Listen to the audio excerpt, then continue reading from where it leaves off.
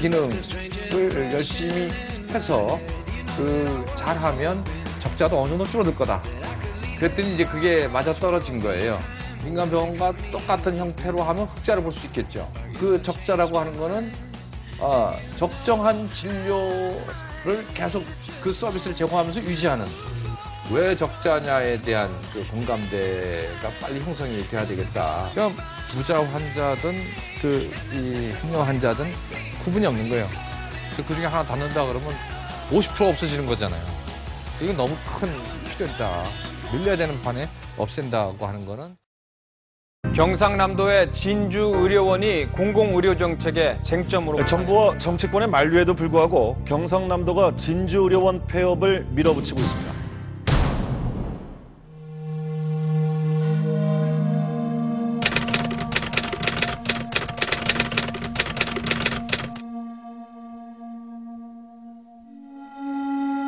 구제역은 당연히 해야 될 순간에 하지 않고 미루고 그러다가 지금 악화된. 경남도의 휴업 예고로 시작된 이번 사태는 환자들이 병원을 옮기고 폐업을 반대하는 농성이 벌어진 데 이어 실제 휴업 조치가 내려지기까지 모든 게 갈등의 연속이었습니다.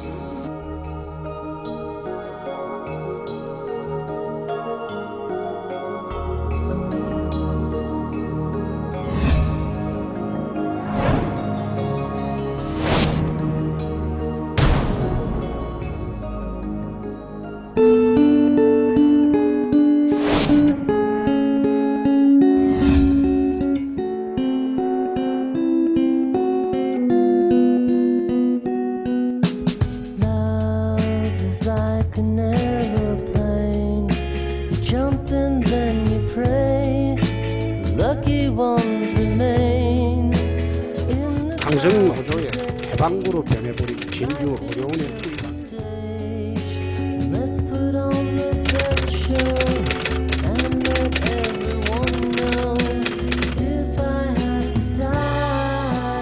야권과 노동계는 의료원 휴업은 공공의료의 포기이자 환자와 직원들에 대한 살인 행위라며 강하게 반발했습니다. 병원을 어디 몰라서 한 겁니까? 이런 병원을 갖다가 내더니 치고 하면은 없는 사람은 죽고 맙니다.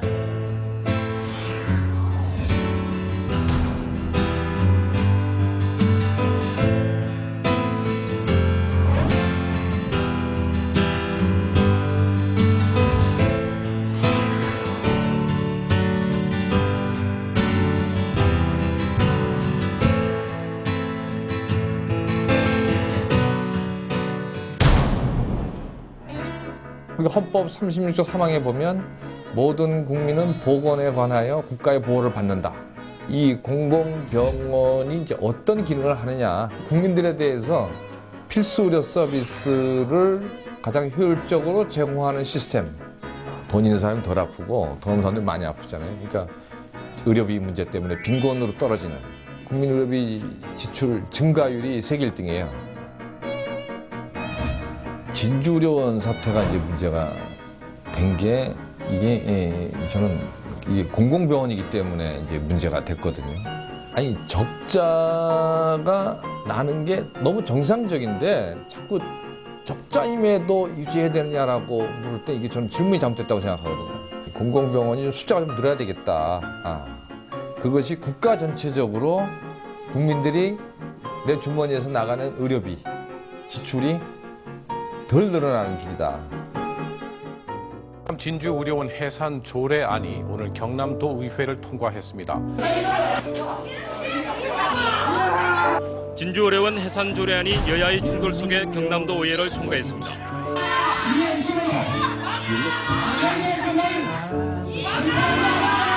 야권 의원들이 온몸으로 막았지만 새누리당 의원 다수가 찬성 의사를 전자투표 대신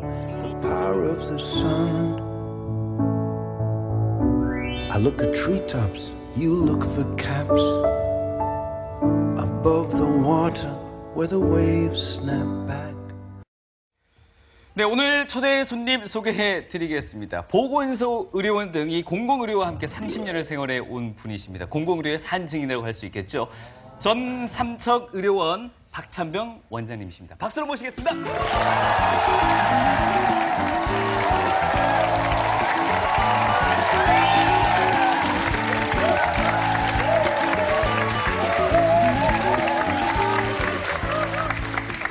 아니 거의 연예인급의 환호성이 근데 박사님, 예. 저희가 사진으로 봤을 때는 수염이 있었는데 예. 미리 얻은 정보에 의하면 오늘 방송 때문에 그 기르던 수염을 남자의 자존심 아닌가요? 수염이랑 구렛나루? 뭐 자존심이라기보다는 2월 말에 이제 삼채오리 원장은 이제 그만두고 이제 좀 자유인으로 잠시 좀 지내보자. 그 자유인의 상징으로 수염을 길렀었는데 가족들이 별로 안 좋아하더라고요. 근데 이 모습도 멋있으세요. 예. 안 멋있나요? 아닌가 봐요. 예, 어쨌든 목소리도 상당히 좋으신데 예, 멋있어요. 오늘 우리 박찬병 박사님을 특별히 모신 이유가 있지 않습니까? 네, 맞아요. 우리 울림이 뭐 젊은이들에게 꿈과 희망을 주기 위해서 뭐 역경을 뒤지는 얘기 뭐 이런 것도 해주지만 또 사회 문제를 다루기도 하잖아요. 예, 그렇습니다. 최근에 그 진주 의료원 사태를 보면서 공공의료라는 게 과연 무엇일까? 이런 거에 대한 생각도 해봤고요. 그리고 또 우리가 어떤 역할을 해야 되는가 이런 걸 좀 알고 싶어서 공공의료의 산 증인이십니다. 네. 박찬병 박사님 모셨죠. 이제 아신 거죠, 그죠? 어떻습니까? 저희가 이 소개한 게 다 맞죠? 예, 맞습니다. 예. 산 증인. 산 증인. 예. 어떻습니까? 그런 저희 의도로 모셨는데 어떻게 많은 공감을 얻을 수 있는 얘기들을 오늘 나눌 수 있을까요? 그래야죠. 오늘 뭐 예. 울림이 좋도록 노력하겠습니다. 예.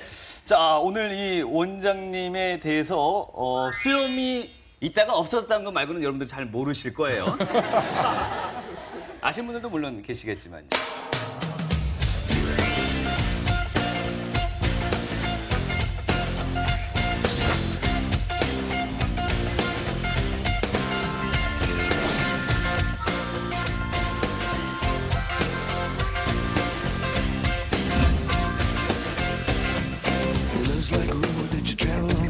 One day and the next day gone. Sometimes you bend, sometimes you stand, sometimes you turn your back to the wind. There's a world outside the darkened door where blues won't haunt you anymore.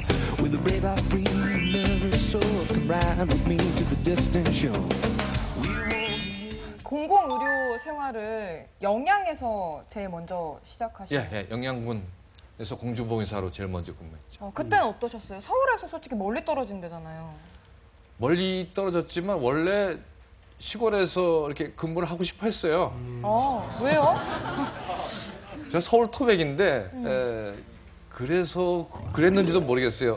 오히려 제가 어릴 때는 이제 서울도 좀 농촌스러운 곳이 많이 있었거든요.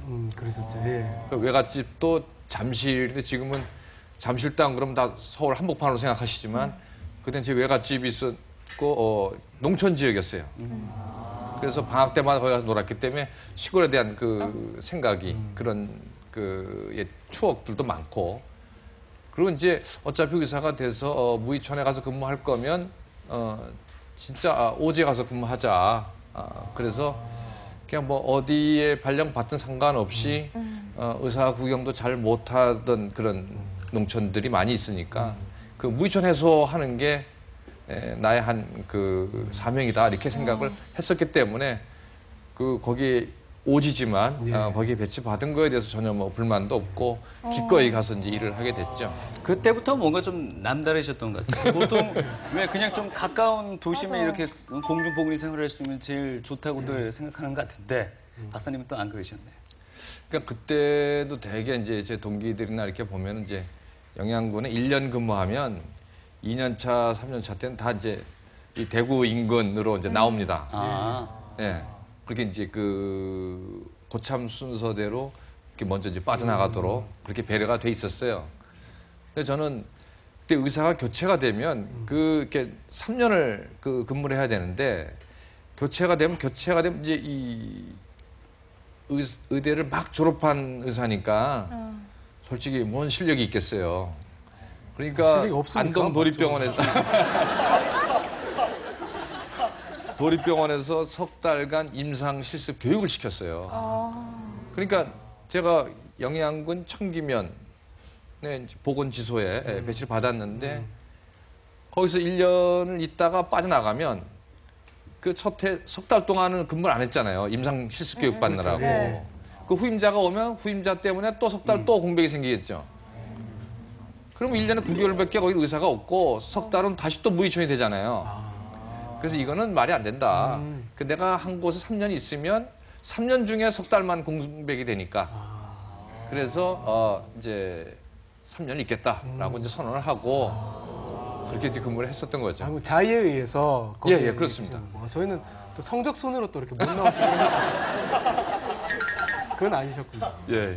남을 먼저 생각하시는 아름다운 정신. 그래서 그곳 생활은 어땠어요? 그 아름다운 옛날 추억을 떠올리며 가신 건데 막상 같았나요? 총각이 혼자 시골에 가서 있으니까 뭐 환자 진료에만 이렇게 전념한다 그러면 모르겠는데 이제 그 보건지소에 붙어 있는 이제 그 숙소가 당직실 같은 이제 숙소에서 생활을 할 수 있게 돼 있었어요. 그 뭐 청소해갖고 뭐 빨래하고 그죠 옷도 사 입어야 되고 뭐 혼자서 그 해야 되니까. 그래서 좀 그런 것이 이제 도움으로 좀 힘들었죠. 뭐 진료하고 보건지소 운영하고 하는 거는 뭐 그때는 뭐 보조 인력도 없었어요. 그냥 혼자서 다 해야 되니까. 그치 동네 그 어르신들한테 가끔 혼나고 그랬죠. 청소 좀 열심히 하라고. 30년 전이면 그때는 어떠세요? 일단은 그렇게 이제 공중보건의료를 멀리 영향해서 시작을 하셨는데 공공의료 이 생활을 시작하신 건 뭐 잠시 외유도 있었습니까? 아니면 그때부터 계속해서 그쪽으로 관심을 가지셨던 그렇게 거예요? 하다가 이제 인턴을 하러 서울로 갔는데 그것도 서울의 이제 시립병원, 그러니까 공공병원이고, 그러니까 그 인턴을 마치고 이제 경주보건소장으로 가고 이랬기 때문에 거의 뭐 한 해도 걸리지 않고 계속 그냥 30년 동안을 공공보건의료기관에만 근무를 한 거죠. 개업하실 생각은 없으셨던 거예요, 원래? 없었다고 하기보다는 크게 생각을 안 했어요, 그냥. 원래 그러니까 진료하는 것도 중요하다고 생각을 했지만 어떤 의료 정책이나 시스템에 대한 생각이 좀 많이 있었습니다. 보통 의사 선생님들 보면 돈을 많이 버신다 이런 우리가 생각들 갖고 있는데 근데 공공의료 쪽은 그래도 돈을 많이 버시는 쪽은 아니지 않습니까? 돈을 많이 못 벌죠.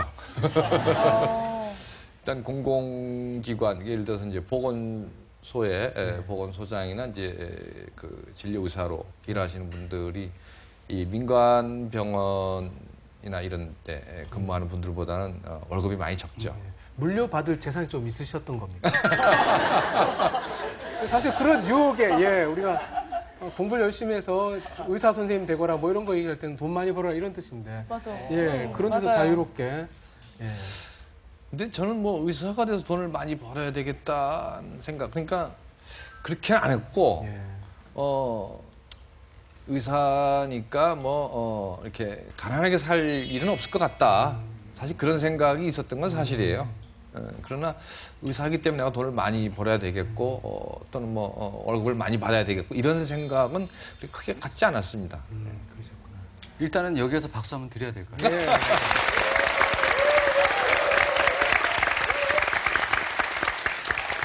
지금부터 이제 계속 줄줄 자랑만 나오는데 벌써 박수 들어서 어떡하나. 뭐 수원, 이천, 삼척 등에서 의료 원장 하셨는데 이 방청객 분들 중에 혹시 대구 의료원에 가보신 적 있으신 분 있으세요? 대구 의료원에서 진료 받아보신 적 있으세요? 한 분, 두 분, 세 분, 네 분, 한 5분 정도밖에 없으세요. 이게 사실 우리가 가진 생각인 것 같아요. 그러니까 왠지 의료원은 조금 그냥 일반 병원보다는 의사 선생님들이 실력이 더 떨어지지 않을까? 이런 우려? 그런 우려가 있어요, 사실. 그러니까 이 의료의 어떤 질적인 문제죠. 근데 의료의 질을 평가하는 게 우리나라는 사실은 좀 보편화가 안 돼 있어요. 보편화 안 돼 있는데 이거 한 가지 이제 분명한 것이 전에 서울대 교수가 조사한 자료를 보면 지방의료원에 근무하는 의사들의 절반 이상이 그 지방의료원에 근무를 선택하게 된 이유가 그 소신 진료가 가능하기 때문에. 아. 네? 좀 더 구체적으로 말씀하시죠. 그러니까 소신 진료라고 하는 건 이제 이른바 의사들 간에 이제 그런 얘기를 많이 합니다. 교과서적인 진료. 제대로 진료하자. 불필요한 검사 그러니까 권유하지 않고. 내가 민간병원에 고용이 됐다 그러면 민간병원 그 자본을 투자한 분, 그러니까 경영자 입장에서 어떻겠습니까? 아까 말씀드린 대로 적자 볼 수는 없단 말이죠. 그렇죠. 예. 그러니까 온갖 이제 성과급 제도를 도입을 하는 거예요. 그러니까 검사를 많이 하면 인센티브를 더 준다. 그러니까 우리나라의 기본적인 의료 체계, 건강보험 체계가 좀 정책이 잘못되어 있는 부분이 있습니다. 그건 먼저 짚고 가야 돼요. 예. 그러니까 의사가 어떤 환자에 대해서 상담을 많이 해주거나 열심히 그 진찰하고 뭐 이런 것들은 돈으로 환산이 잘 안 돼요. 근데 검사를 많이 하는 거는 쉽게 계산을 해줘요. 그렇죠. 예. 이게 잘못됐죠. 근데 우리 환자들도 그래요. 병원을 이용하면서 그렇죠. 예. 상담 열심히 해주고 언제 진찰료 내고 나가시라고 그러면 화를 내시는 거예요. 약도 안 주면서. 맞아요. 예. 이게 오래된 그런 이 관념 때문에 그 행태를 쉽게 바꾸기 어려운 거예요. 여러분들 앞으로 상담 잘했으면 그게 제일 중요한 거다라고 생각을 하셔야 되는데, 예. 의사들이 진찰하는 게 제일 중요한 게 제가 학생 때 배울 때도 환자하고 이 대화하는 진찰. 그러니까 뭐 문진, 뭐 시진, 촉진, 뭐 타진 뭐 이런 그러니까 맨손으로 상담만 해서 95% 이상의 질병을 진단할 수 있다고 그래요. 그 검사하는 거 다 뭐냐? 내가 생각하고 있는 거를 확인하는 과정이에요. 근데 요즘 거꾸로 됐어요. 검사를 왕창 쫙 하고 그걸로 이제 진단을 한 것처럼 그래서 좀 앞뒤가 바뀐. 그러다 보니까 검사를 많이 하니까 진료비가 비싸지는 거죠. 근데 교과서는 그렇게 요구하지 않거든요. 단계별로 하도록 돼 있거든요. 그러니까 그런 소신 진료를 내가 병원 경영자로부터 압박을 안 받고 내가 배운 대로 진료하겠다라고 하는 사람들이 그런 공공병원에 많이 있다, 상대적으로. 그래서 저는 그 의료의 질적인 문제도 전혀 문제가 없고, 다만 이제 앞서 말씀드린 이 진료비가 싸게, 적정 진료를 하다 보니까 진료비가 싸졌고, 싸지다 보니까 병원을 많이 이용하는 분들이 계시죠. 여러분들은 많이 이용 안 하잖아요. 그죠? 젊은 사람들이니까.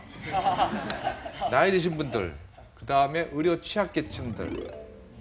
그러니까 돈이 많고, 좀 사회적, 경제적 수준이 높은 사람들이 덜 아파요. 근데 사회 경제 수준이 낮은 분들이 많이 아파요. 의료보험 시스템은 보험료를 돈 많은 사람들이 많이 내죠. 네. 혜택은 그 수입이 적은 사람들이 혜택을 많이 보죠. 의료보험 사회보장의 한 부분인데 이분들이 많이 아프다 보니까 이 병원 저 병원 가보죠. 기회가 많잖아요. 그러다 보니까 비교가 되는 거예요. 그러니까 지방의료원이 싸니까 글로 몰려가는 거예요. 그걸 거꾸로 알고 있는 거예요.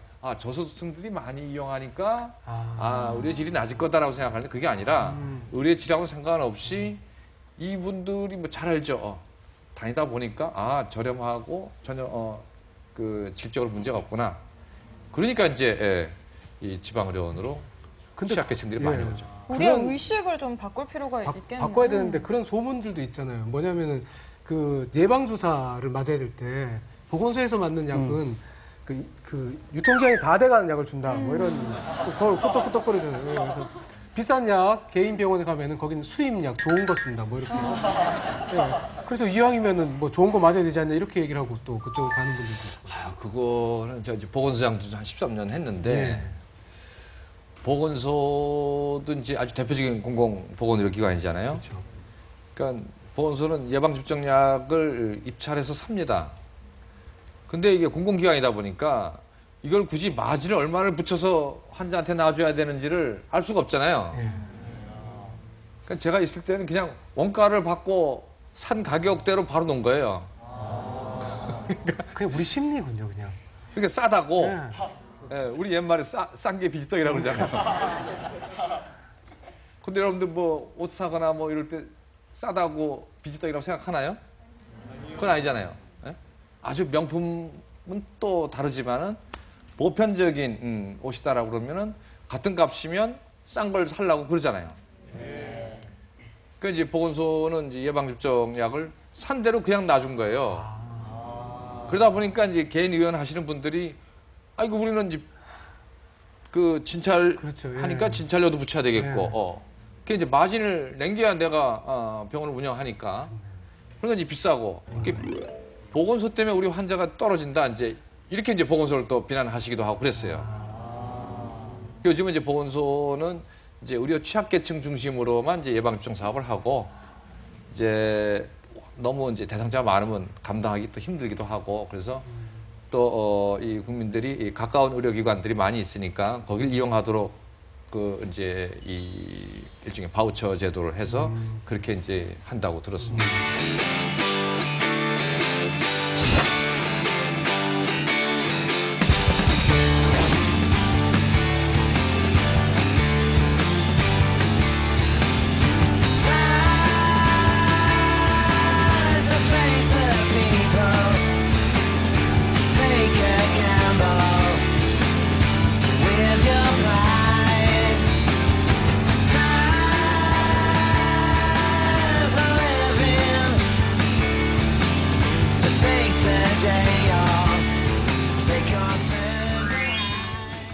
옛날에 제 수원에 있을 때 그 행여 환자 한 분이 계셨어요. 그 행여 환자라고 하면 좀 낯설죠, 그것도. 그 저 노숙인은 아시죠? 예, 집 없이 길에서 홈리스라고도 하죠. 그분들이 아프면 이제 행여 환자가 되는 거예요. 아픈데 보호자 없죠. 여러분들이 그 가족들 뭐 병원에 이렇게 이용할 때 가면은 보호자가 접수하고 환자는 응급실로 가고 이러잖아요, 그죠? 이분들은 뭐 주민등록번호도 없고, 일부러 얘기도 안 해주고, 근데 우리 국민이라는 건 다 안단 말이죠. 그러니까 이분들이 아프면 이제 행여 환자라고 그래요. 119에서 이제 병원에 싣고 오는데, 그 수원에서 이제 뭐 대학병원 앞에서 도로가에 쓰러져 있는 분을 119에서 싣고 온 거예요. 대학병원에 안 들어가고. 그 대학병원 안 가고 수원으로 온 거예요. 그래서 아니 그 기록이 다 있거든요. 아니 그 병원 안 데려가고 왜 일로 데려왔습니까? 그랬더니 그 119 대원이 그 병원에 데려다 줬는데 또 금방 나와서 또 쓰러져 있다 이거예요. 본인이 나와서 쓰러져. 그러니까 돈이 안 되고. 그러니까 취약계층에 대해서는 의료보험 수가가 또 5% 더 싸요 또. 정부에서 주는데. 그 돈도 빨리 안 주고 또 늦게 줘요. 그 병원에서는 별로 좋아하지 않는 환자죠. 근데 행여 환자는 보호자도 없어요. 그렇죠, 예. 행여니까. 거기다가 이제 아시겠지만은 그 이렇게 이 행색이 좀 너무 남루해서 특히 이제 겨울 같으면은 이 행여 환자분들 그 우리 응급실에서 이제 봤는데 이 옷을 이제 추우니까 많이 끼워 입었잖아요. 그렇죠. 여기저기서 이제 주워 입어갖고 12겹을 벗겨갖고 요 수액 주사를 놨어요. 그러다 보니까 막 냄새가 응급실 꽉 차니까 이 저 맹장 수술 받으려고 대기하고 있던 환자가 하도 냄새가 많이 난다고 이제 수술 들어가야 될 사람이 일어나서 택시 타고 다른 병원으로 가버린 거야. 냄새 난다고. 냄새 굉장히 심하거든요. 그렇죠, 예. 이 피부 때가 막 껴갖고 거기서 썩는 냄새는 아주 독해요. 그런데 그런 이제 행여 환자를 왜 그럼 우리 수원으로 데려왔냐 그랬더니 119 대원은 여기는 그래도 인간답게 대우를 해주니까 다른 병원 가면 그런 식으로 다시 내보낸다 이거예요. 돈 안 되니까. 그래서 봐줬는데 이분 이제 이비인후과 선생님이 진료를 했더니 후두암이에요. 담배 많이 피우면 후두암 걸리죠. 근데 그 후두암은 수술 받고 항암 치료 받고 방사선 치료 받고 하면은 그 평생 살 수 있어요. 되게 다 살 수 있는데 이 환자가 이제 그런 대상인 거예요. 근데 우리 저 이비인후과 과장님은 나 혼자 하기 때문에 그 이분은 좀 큰 병원에서 수술을 해야 되는 상황이다. 그래서 수원으로는 감당이 안 되고 그래서 그분을 이제 뭐 다른 병원들은 뭐 연락하고 뭐 아무도 안 받아주는 거예요. 결국에는 이분이 길거리에서 죽었어요. 아주 저는 그냥 가슴이 아팠죠. 이게 돈이 없으면 죽는구나. 그거 명확하죠? 그 사례를 보면. 그래서 이거는 아닌데. 예. 그래서 그 뒤에 이제 생각이 든 게 예를 들면 서울대학병원이나 뭐 국립의료원이나 국립암센터나 큰 병원, 큰 공공병원들이 있으니까 이런 공공병원들하고 지방의료원하고 뭐 보건소 이런 네트워크가 좀 잘 됐으면 좋겠다. 그래서 그렇게 생각하는 분들이 많이 있어서 그런 네트워크를 이제 갖추기 위한 노력들을 많이 했었습니다. 이 공공의료원의 역할 중에 하나가 바로 방금 말씀하신 이런 부분도 포함될 겁니다. 의료 취약계층을 위한. 그런데도요, 그 지난 3, 4월에도 진주의료원 사태도 있었지만 네. 적자 난다고 의료원 전국에 34개인데 자꾸 문 닫으려고 자꾸 하는 것 같아요. 이거 어떻게 바라봐야 되겠습니까? 제가 있는 강원도에서도 적자 많이 보고 그런다고 밑 빠진 독에 물 붓기다 이래서 병원을 매각하라고 적자 본다고 매각하라고 그러거든요. 네. 근데 아까 말씀드린 것처럼 적자는 당연한 결과인데 적자 본다고 민영화하라고 그러는데 거꾸로 계속 흑자가 난다 그러면 제가 아까 말씀드린 것대로 의료보험 시스템이 잘못돼서 그런 건데 민간병원과 똑같은 형태로 하면 흑자를 볼 수 있겠죠. 그럼 흑자를 보면 민간병원하고 차이가 없잖아요. 그렇죠. 예. 그거를 대구시 의료원 같으면 대구시청에서 뭐하러 그 운영비를 댑니까? 진짜 똑같으니까 매각하면 되잖아요. 예. 이 적자이기 때문에 사실은 존재 가치가 있는 거란 말이죠. 그러니까 그 적자라고 하는 거는 적정한 진료를 계속 그 서비스를 제공하면서 유지하는 이것 때문에 생긴 거기 때문에 그 적자에 대한 시각은 저는 완전히 바꿔야 된다고 생각해요. 예. 물론 그 의료원들 자꾸 판단하는 기준 자체가 뭐 보건복지부에서 하는지는 모르겠습니다만 평가 기준 자체를 너무 자꾸 수익성이란 잣대를 놓고 자꾸 평가를 하니까 자꾸 목이 쪼여오니까 결국 그렇죠. 자꾸 문을 닫을 수밖에 없는. 실제로 이제 그 원장들끼리 같이 이렇게 모이면은 이제 가끔 그런 얘기를 합니다. 그러니까 복지부나 뭐 자치단체로부터 자꾸 이 경영에 대한 압박을 주니까 이거 지금 조사하면은 이 공공성이 많이 훼손되지 않았을까? 우리 지방의료원이 이제 그런 우려들을 하는 거예요. 그래서 두려운 거예요. 그러니까 몇 년 전 자료만 해도 이게 그 격차가 민간병원하고 격차가 크다고 생각했는데 원장들도 이제 자기가 원장 계속 하려면 좋은 평가를 받아야 되잖아요. 근데 기존의 평가 시스템은 자꾸 경영 성과를 자꾸 따지니까 그걸 좋게 하려고 그러면 우리 병원에 있는 임상 의사 선생님들하고 같이 조금 진료비를 좀 올리자. 합의하면 되잖아요. 그렇죠. 예? 양심을 팔고 좀 하면 되거든요. 그렇게 되면 결국은 저는 그야말로 이 공공성을 완전히 훼손하게 되면 존재 가치가 없어지는 거 아니냐. 그래서 저는 이 진주의료원 사태도 그렇고 왜 적자냐에 대한 그 공감대가 빨리 형성이 돼야 되겠다. 그 의료보험 시스템도 이제 같이 검토가 돼야 되고.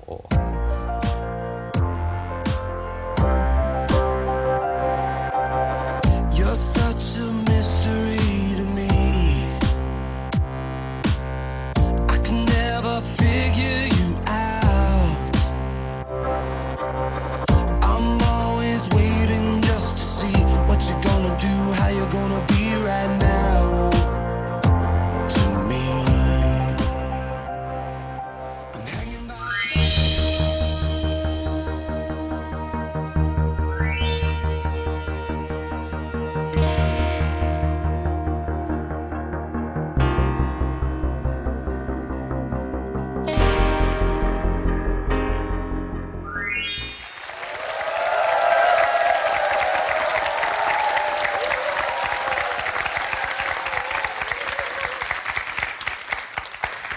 너무 환영해 주셔서 고맙습니다. 제가 경상북도하고 참 인연이 많긴 많은 것 같아요. 진주의료원 사태가 여기까지 제가 대구를 방문하도록 또 이렇게 할 줄은 몰랐고. 근데 아무튼 그 진주의료원 사태를 통해서 저는 사실은 그 싫든 좋든 간에 이 여파가 대한민국에서 드디어 공공의료 시스템에 대한 논의가 본격적으로 시작되는 시기다. 그리고 그것은 그 우리나라의 왜곡된 어떤 의료 시스템 또 같이 들여다볼 수 있는 그 단초를 이제 제공했다라는 차원에서 그 진주의료원을 문 닫겠다라고 하신 그 도지사님의 결정에 대해서는 반대지만 그로 인해서 생긴 이 결과에 대해서는 이런 정부적인 그 부음을 일으켜 준 데 대해서는 저는 감사하게 생각을 하고 있습니다. 근데 저는 제가 지켜본 바에 의하면 이제 언론 보도도 그렇게 나왔지만은 도지사님이 진주를 폐업하겠다라고 한 첫 번째 이유가 이제 적자 문제였어요.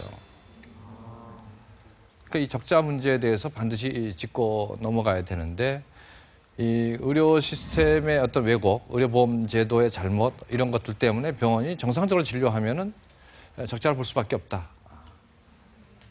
그래서 그런 부분에 대해서 그 공무원들이 도청에서 좀 더 잘 이해를 했었다라고 하면 적자 문제로 인한 폐업 얘기는 좀 안 나오지 않았을까 하는 생각도 들고 또 한 가지는 최소한 적자 규모를 좀 줄일 수 있는 노력을 할 수도 있잖아요, 그죠?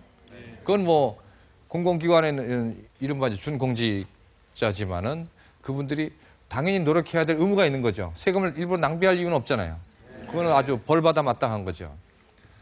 근데 이런 시스템을 운영하고 관리하고 하려면 전문성이 필요하잖아요, 관리자가.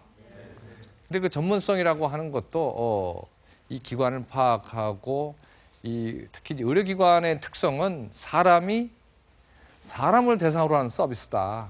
그런 차원에서는 사람들, 직원들하고 원장이 뭔가 호흡이 맞는 그런 커뮤니케이션이 잘 이루어지려면 시간이 좀 필요하잖아요. 근데 그런 부분들이 좀 잘못돼 있었다. 제가 진주의료원을 이제 쭉 이렇게 먼발치서 지켜봤을 때는 그 전임 원장, 바로 전임 원장님 1년 근무하시고 그 전에 원장님 1년 7개월 근무하시고 또 그 전 원장님은 3년 근무하시고 아까 프로필에서 말씀드렸습니다만 저는 수원의료원장 7년 그중에 이천의료원장은 1년 7개월 겸직을 했고 삼척의료원 가서 또 6년을 했어요. 그러니까 직원들 하나하나 다 알죠. 이게 커뮤니케이션이 된단 말이죠. 이제 그 의사 선생님들하고도 대화가 잘 되고 그런데 진주의료는 그런 게 될 여건을 안 갖춰준 거죠.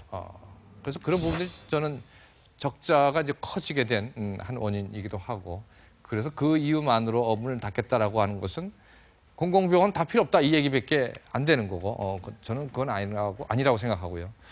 또 한 가지는 이제 강성노조 때문이다 그래요. 노동운동, 노조 저는 원장을 했어요. 노조랑 임금 협상을 해야 돼요. 제가 노조를 좋아하겠어요? 노조만 보면 또 협상해야 되나.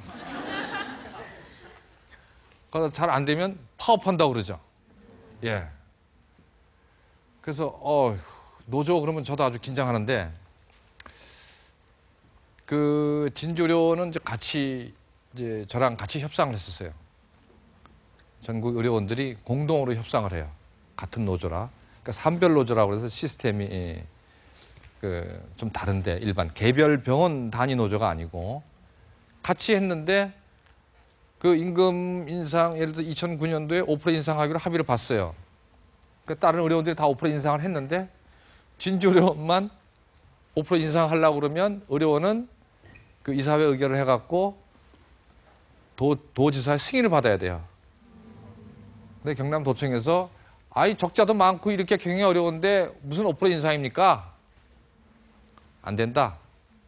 그 인상을 못 해요. 다른 의료원하고 차이가 나죠? 임금 5% 차이 날 거 아니에요, 그죠? 2010년, 11년, 12년 계속 그러는 거예요. 강성노조라면 어떻게 돼요? 4년씩 가지도 않고 1년 만에 파업 들어가야죠. 제가 아는 강성노조는 그 정도인데 진주의료는 그런 점에 있어서 강성노조라고 말하기에는 그렇다. 그래서 제가 이제 아는 그 진주의료원 직원분들은 이제 그런 거죠. 뭐 노조원들도 어떻게든 병원을 좀 살렸으면 좋겠다. 환자가 좀 더 늘고 이랬으면 좋겠다. 그랬는데 뭐 원장님 너무 자주 바뀌고 지역 여건이 안 좋고 이러한 것들이 문제가 됐다.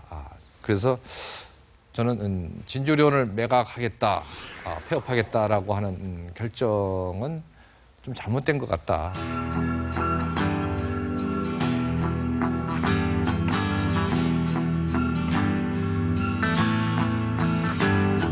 Said come tomorrow, wave goodbye. Yesterday said come tomorrow, we'll let go of today. Welcome tomorrow as soon as you can. This day has been far too much for me, man. I see the faces they're laughing. 제가 원래 바랬던 나라는 제가 의사이기 때문에 정말 그 아프다고 아픈 것 때문에 진료비가 많이 들어가서 다른 생활을 제대로 못 한다든지, 그러니까 아까 말씀드린 것처럼 빈곤으로 빠지는 한 길로서 의료비 지출이 돼서는 안 되겠다. 예. 뭐 어떤 학생이 뭐 더 예뻐지기 위해서 뭐 쌍꺼풀 수술하고 뭐 코를 높이겠다. 그거는 국가가 책임질 문제가 아닌데.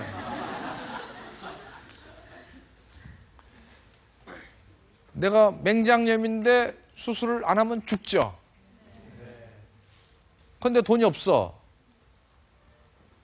의료보험 카드 갖고 있는데 이게 몇십만 원 내야 돼요. 근데 그 돈이 없어. 지금 우리나라는 그럼 죽으셔. 이런 상태예요. 물론 이제 여러 가지 뭐 사회복지 시스템으로 일부는 커버가 되는 부분들이 있지만 아직 많은 부분들이 안 되고, 특히 뭐 암이다 뭐 이렇게 됐을 때 커버가 안 돼서 온 집안이 걱정을 하고 그러죠. 저도 아버지가 그 백혈병으로 고생하시다가 돌아가셨는데 마지막 해에 제 1년 연봉을 그 진료비로 낸 거예요. 본인 부담금이. 진짜 몇 년만 더 갔으면은 저도 굉장히 어려워졌겠죠. 이게 참 할 소리가 아닌데 제가 그럴 정도니까 저보다 더 어렵게 사는 국민들 같으면 어떻겠어요? 그래서 오랜 병치레에 효자가 날 수가 없어요. 그래서 저는 이 공공병원이 왜 중요하냐? 이 적정 진료, 가장 중요한 기능이 전 적정 진료라고 보는 거예요. 의사들도 양식을 어기고 생존하기 위해서 적응해간 이런 부분들이 있어요. 그 의료보험 체계나 그 의료 시스템이 좀 바뀌어야 되겠다. 전 정말 그 간절히 바라는 거고, 그 병원들이 진료에서 적자나는 걸 뭐 장례식장이니 뭐 건강검진 사업이니 이런 거를 이제 떼우는 이런 잘못들도 좀 바뀌어져야 되겠다. 근데 그게 마치 지금의 의료보험 시스템이나 이런 것들은 장례식장에서 돈 벌고 보험 안 되는 거 비보험 진료로 돈 벌고, 예? 저 종합검진 해갖고 돈 벌려고 그 밀어낸 거예요. 그러니까 원래 성형외과는 그렇게 미용 성형하라고 만든 성형외과가 아니고, 그 왜 선천성 기형 많이 있잖아요. 그런 거나 뭐 그렇게 기능성으로 쌍꺼풀 수술도 원래 이 눈꺼풀이 안으로 쳐져서 그 이 눈썹이 각막을 이렇게 찌르는 병 있잖아요. 그거 치료하려고 개발된 게 쌍꺼풀 수술이지 예뻐 보이라고 만든 게 아니에요. 근데 정상적인 진료를 하는 것보다는 미용 성형하는 게 돈을 더 잘 벌어. 우리나라는 공산주의가 아니죠. 자본주의 국가예요. 열심히 일하고 많이 일하고 그럼 돈을 많이 벌게 돼 있고 그 혜택을 누리는 게 자본주의죠. 그런데 의사들이 거기에 적응하려고 그렇게 간 거예요. 그래서 저는 그걸 욕할 수는 없다고 봐요. 시스템을 그렇게 만들어 놓고 거기에 적응한 사람을 잘못했다 그러면 안 되죠. 예. 그러니까 우리 모두가 이제 시스템을 다시 바로 잡아야죠. 예. 그러니까 미용성형이 필요하지 않다는 게 아니라 그거는 선택적인 거지만 아파서 목숨이 왔다 갔다 하는 거를 방치해서는 안 된다. 그런 나라는 아니다.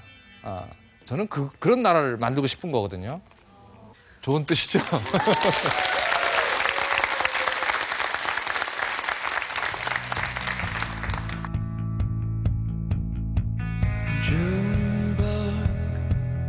I remember everything. The blue carpeted floors, the tall wooden doors. I held you in my arms. Junebug, I'd burn down a picture of a house. Say it was ours when we didn't need it anymore. 그래서 이제 적정 진료를 하다 보니까 돈 없는 환자분들이 이제 이런 공공병원도 이제 많이 이용을 하고 그래서 이제 민간 병원보다 선업에 이렇게 많아요. 어려운 사람들이 많이 오고 전 제가 수원의료원에서 그 행여 환자분들이 이제 이 알코올 중독 뭐 이런 분들이 굉장히 많거든요. 그러니까 하루는 이제 저녁 때 이렇게 회진을 도는데 그 당당한 간호사들이 가끔 있어요. 원장한테 막 원장님 잘 오셨다고 나 좀 도와달라고. 그래서 무슨 일이냐고 그랬더니 행여 환자가 입원했는데 1인실에 있는데 깜짝 놀랐죠. 아니 이 간호사가 정신 나갔나 1인실에 행여 환자를 집어넣나? 근데 그 환자 지금 목욕시켜야 되니까 원장님 가서 같이 도우라고. 환자가 막 이 대소변을 다 본 거예요. 옷이 다. 그러니까 의식 제대로 없으니까. 그 같이 막 그 환자 씻기고 환자복 입히고 그랬는데 이 간호사 하는 말이 내일 또 오세요? 저보고. 그 내일 또 왜? 그랬더니 3일을 해야지 냄새가 없어진다는 거예요. 그래서 간호사 보고 그랬어요. 아니 나는 냄새가 너무 나니까 제가 막 코를 막아야 되잖아요, 그죠? 근데 이게 뭐 물일하면서 코를 막을 수도 없고 아주 고통스러웠는데 이 간호사는 끄떡도 없이 하는 거예요. 그럼 당신은 어떻게 끄떡도 없이 이렇게 잘 하느냐고 그랬더니 원장님이 처음 오셔서 그렇구나. 우린 매일 해요. 베개 천사가 따로 없잖아요. 그러니까 부자 환자든 이 행여 환자든 구분이 없는 거예요. 이 지방의료원에서는. 그러니까 그런 거 보고 좀 꺼리 껴서 이 지방의료 이용 안 하는 분들이 계시기도 하겠죠. 냄새 난다고. 그런 분들은 안 와도 되죠. 좋은 병원 많이 있잖아요, 그죠? 다른 병원 가시면 되고 그런 걸 흔쾌히 받아들이고 이런 분들도 우리가 같이 사는 시민이다 라고 생각한다 그러면 자원봉사라도 가야죠 뭐. 그죠? This is Adam.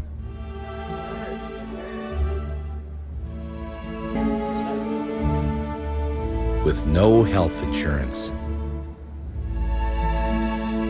Reattach the middle finger for $60,000 or do the ring finger for $12,000.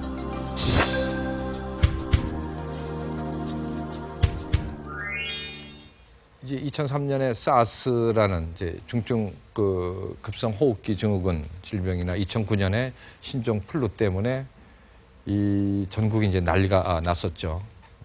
근데 지금 또 대기하고 있죠. 중국에 조류독감이 또 돌았죠. 돌고 있죠. 22명인가 뭐 죽었다 그러죠. 다행히 여름 되면 조류독감이 약해지기 때문에 여름은 지날 건데 제 우려는 가을 되면 한국에 상륙할 가능성이 있다. 이렇게 생각이 되고요.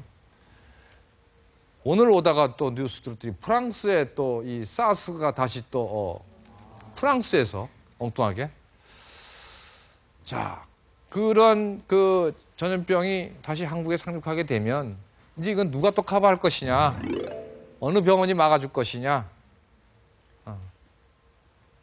대구 같으면 대구 의료원이죠, 뭐. 공공병원 아니면 이걸 어떻게 할 재간이 없어요. 그때 2003년에 사스가 유행했을 때 가장 빨리 신속하게 대처한 나라가 베트남이에요, 베트남. 그 공산주의 국가 아니에요. 중국은 처음에 터졌기 때문에 정신이 없어서 막 전국으로 막 퍼졌고, 베트남은 공산주의 국가니까 대통령이 명령 한마디 하면 다 통하잖아요. 그러니까 저 병원 지정, 그럼 뭐 반대하면 뭐 그거는 다 끝나는 거 아니에요. 병원을 통째로 지정해갖고 마당까지 다 격리를 딱 하고. 그랬는데 우리나라는 워낙 이제 인구가 밀집해서 있다 보니까 굉장히 좀 어려웠죠.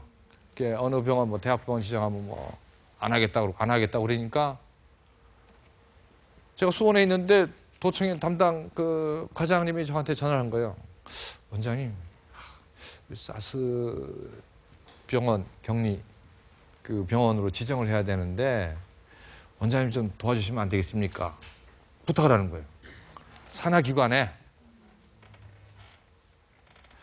그래서 아니 과장님이 왜 나한테 부탁을 합니까? 당신은 도지사 참모니까 도지사의 명령을 전달하면 돼. 그죠? 우리 병원의 이사장 같은 역할을 하는 게 도지사거든. 그러니까 도지사가 저를 임명했거든. 임명권자 그러니까 그렇게 명령 내리는 게 맞죠? 그런데 이 담당 과장이 도지사 참모 역할을 하는 분이 저한테 원장님 좀 봐주시면 안 되겠습니까? 부탁을 하는 거예요. 그 왜 이렇게 부탁을 하게 되느냐, 이렇게 저 자세로 바뀌었냐 그랬더니 이 병원도 안 본다, 저 병원도 안 본다. 큰 병원들이 뭐 대학병원이 다 안 본다 그러니까 이제 갈 길이 없는 거예요. 그 원장님이 좀 커버를 해주셔야 되겠습니다. 나 무조건 한다. 근데 저는 보건소장을 했거든요.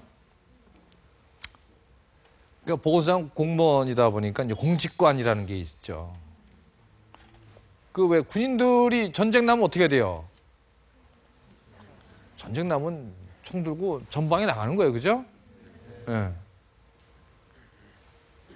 이 보건소장은 전쟁이 나거나 무슨 전염병이 돌거나 이러면은 이 방역 시스템, 뭐 이 전상자들을 위한 이 혈액, 이 출혈이 많을 거니까 혈액을 수급하기 위한 계획 이런 거에서 이제 헌혈을 받아서 전방에 보내주고 뭐 이런 그 시스템이 있거든요.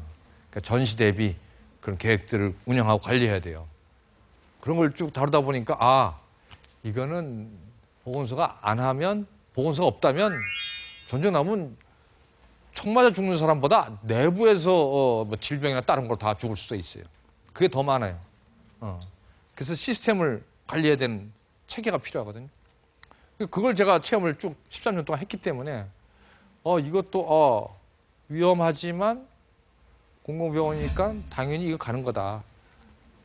그래서 전 직원들을 회의실에 모았어요. 도청에서 지사님 명령이 떨어졌다. 우리는 이제 사스 환자를 진료한다. 위험하다. 그러니까 그만둘 분은 그만둬라. 두 사람이 그만뒀어요. 두 사람. 나머지는 같이 갑시다. 근데 저는 원장이니까 제가 환자 안 봐도 되잖아요.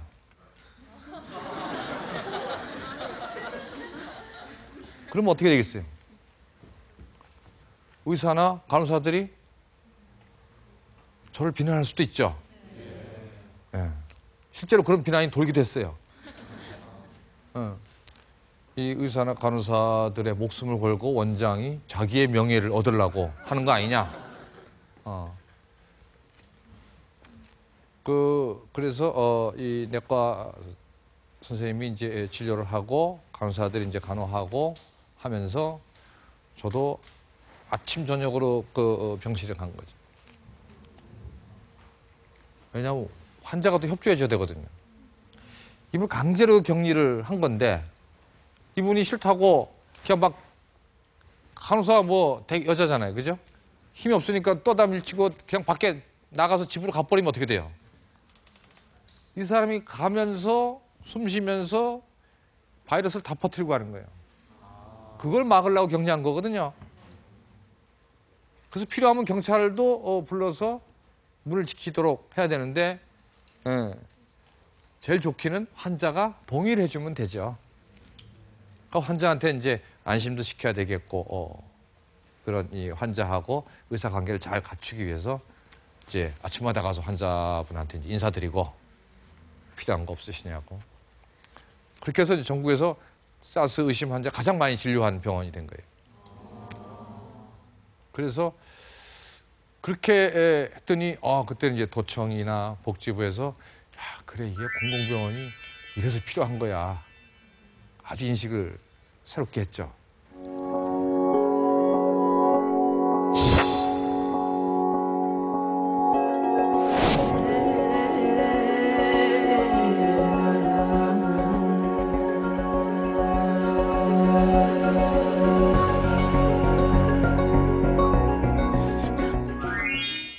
이 마지막 네 번째 기능으로는 이제 국가나 이제 자치단체의 어떤 이 정책, 보건의료 정책 사업이 있어요.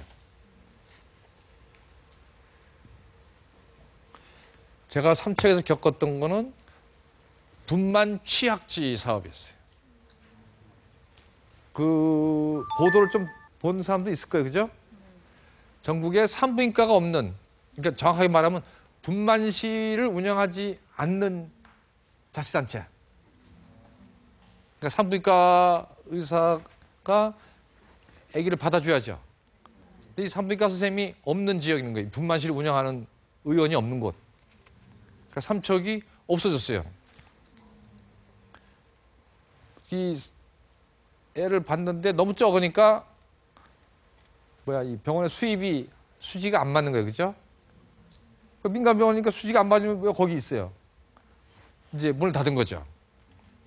그 문제가 돼서 이제 삼척시에서 문제가 되니까 삼척시청이 삼척의료원에 부탁을 한 거예요. 그 분만실 다시 운영해 달라. 그래서 전 좋다. 근데 삼척시가 이제 재정이 안 좋으니까 그 최소 비용으로 좀 이렇게 계획서를 내달라. 그걸 지원해 주겠다. 그래서 이제 최소 비용으로 하려고 이제 저는 이득을 볼 이유는 없으니까 적자만 안 보면 되니까 그렇게 이제 계획을 짰어요. 근데 그 같은 때에 그 전남 강진군에 거기도 강진의료원이 있는데 강진군의 군청에서 이제 거기는 이제 머리를 많이 썼어요. 이거를 공개 경쟁 입찰을 하자. 시장주의, 그죠? 말 되잖아요. 딱 공모를 했어요. 그러나서 1년 뒤에 강진군청에서 삼척시에 벤치마킹을 하러 왔어요. 그때까지 강진군의 분만실은 해결이 안 됐어요. 삼척시는 문제가 되고 나서 8개월 만에 삼척의료원에 분만실이 오픈이 됐어요. 근데 1년 뒤에 강진군청에서 삼척이 온 거예요. 그 얘기를 들어보니 이 민간병원들 이 요구 사항이 이제 계획서를 갖고 왔는데 보니까 너무 많이 달라고 그래갖고 초기 투자 비용이나 운영비 적자를 좀 메꿔줘야 되니까 이게 너무 많이 들어가니까 우리가 이 강진군청에서는 감당하기 어려울 것 같다. 그 삼척에 물어봤더니 삼척은 저렴한 비용으로 하고 있으니까 그래서 1년 뒤에 강진군청이 이제 와서 배워갖고 간 거예요. 그러니까 이게 공공병원이 효율적이냐, 민간병원이 효율적이냐라고 하는 문제로 이제 기결이 되는 거죠. 예를 들어서 제가 이 회사를 차리고 있는데 A라는 직원하고 B라는 직원 보고 각각 이 물건 하나씩 주고 팔아와라 그랬는데 한 직원은 100원을 받고 팔았어요. 한 직원은 120원 받고 팔았어. 어떤 직원이 훌륭해요? 120원, 그죠? 사장 입장에서는. 국민 입장에서는 100원. 자, 그럼 어디로 평가할 거냐? 근데 문제는 의료 이용은 부자들이 이용을 많이 한다, 저소득층이 이용을 많이 한다. 그죠? 주변에 보세요. 저소득층 많이 아파요. 그러니까 이게 의료가 자꾸 이 저소득층을 더 이 빈곤의 나락으로 떨어뜨리게 되는 주범 역할을 하게 되는 거예요. 이걸 빨리 해소해야 된다. 그래서 그걸 가장 효율적으로 하려면 저는 뭐 의료보험 시스템에 대한 얘기도 있지만 저는 오늘은 공공병원을 좀 많이 세우는 게 좀 더 국가 전체적으로 봐서는 훨씬 효율적일 것이다. 저는 그렇게 보는 거예요. 여러분들도 뭐 이제 동의를 하실 거라고 합니다. 그게 바로 저는 이 선진국들이라고 하는, 우리나라도 원래 선진국이죠. 근데 좀 이상해요. 선진국이랑 우리나라 빼고 선진국을 얘기해야 되니까 그 OECD라고 하는 국가 기준에 조금 우리나라하고 좀 비슷한 나라가 이제 멕시코하고 터키가 있죠. 거기에 그 외의 나라들은 이제 진짜 선진국 같죠. 우리나라하고 비교하면 국민 소득도 그렇고 뭐 그런데 그 나라들이 최다 왜 공공병원 비중을 그렇게 높게 갖고 있느냐? 그 나라 경제학자들이 머리가 나빠서 그럴까요? 그건 아니잖아요. 예. 그러니까 좋은 거는 배워야 된다면 바로 그런 걸 배워야 되지. 근데 거기에서 가장 핵심적인 거는 국민들이 1인당 그 국민 의료비 지출 비율이 우리나라는 100만 원, 월급이 100만 원이다 그러면 7만 원 정도를 의료비를 지출해야 돼요. 미국에 가서 산다 그러면 15만 원을 지출해야 돼요. 근데 유럽은 9만 원 정도면 된단 말이죠. 근데 조만간에 우리가 유럽을 따라잡게 돼 있다는 얘기예요.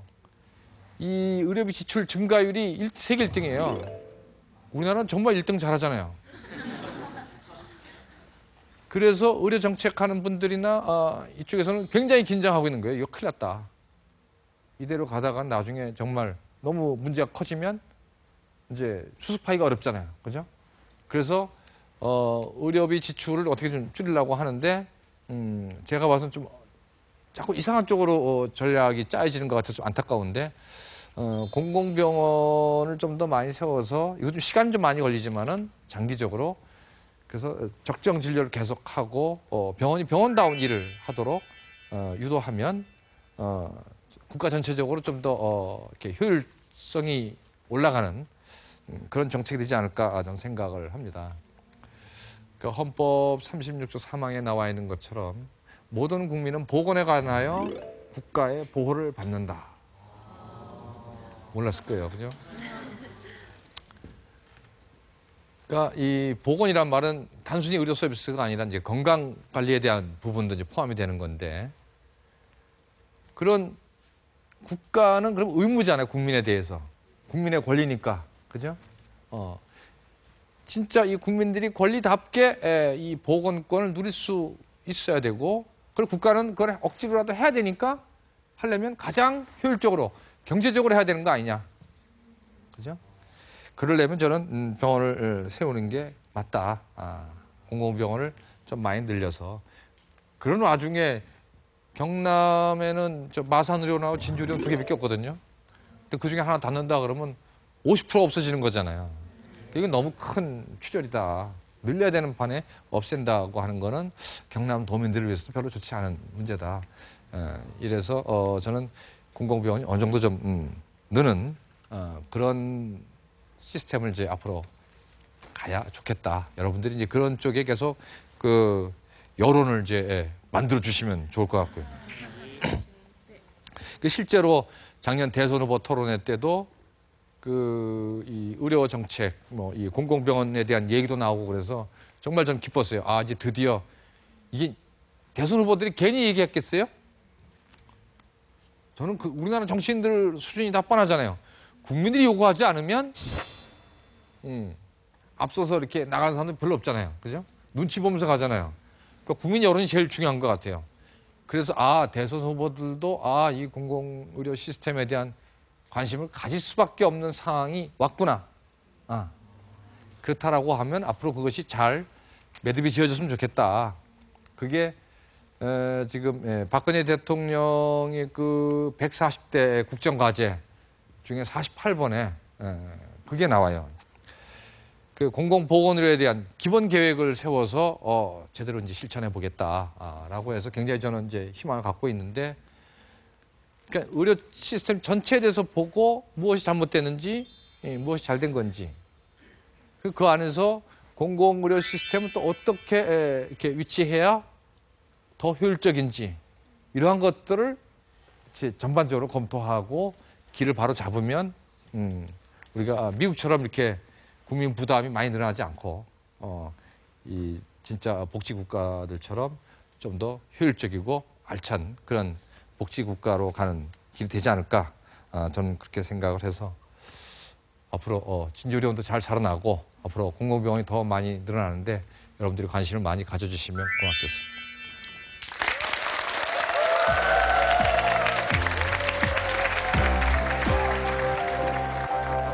You're such a mystery to me. I can never figure you out. I'm always waiting just to see what you're gonna do, how you're gonna be right now. To me, I'm hanging by a thread, feeling half alive. I gotta get to you, can you save my life tonight? Ooh,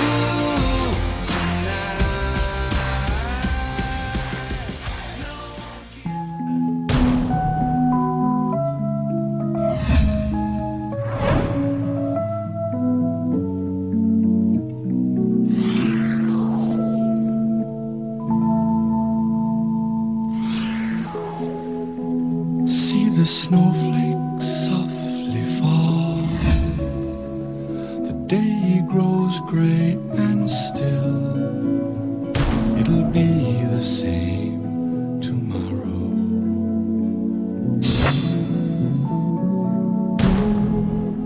High in the piney woods I stay, and you're so far away. Only redwoods share my sorrow. The city lights, so big and bright, became our confrontation. Now you're there, the crystal air becomes our separation. I'm just sitting alone with my shadow. Now he's my only friend. 방청에 참여하신 분들께는 유황온천으로 즐기는 도심 속 워터파크 온천 엘리바덴에서 워터파크 초대권을 드립니다.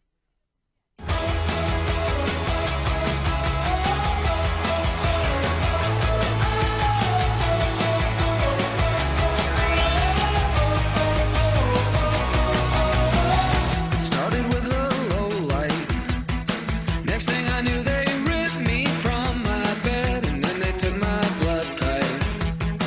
It left a strange impression.